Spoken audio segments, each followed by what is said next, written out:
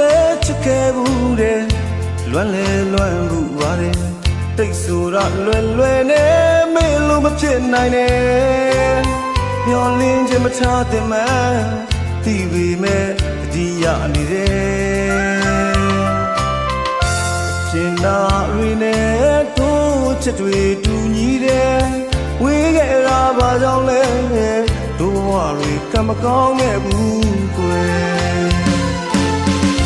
ဘုံမြင်တွေသာဖြစ်ရင်ကောင်းလိမ့်မယ်တန်ရောတဲ့ညိုတွေမပြတ်နိုင်သေးတော့ခံစားရပါတယ်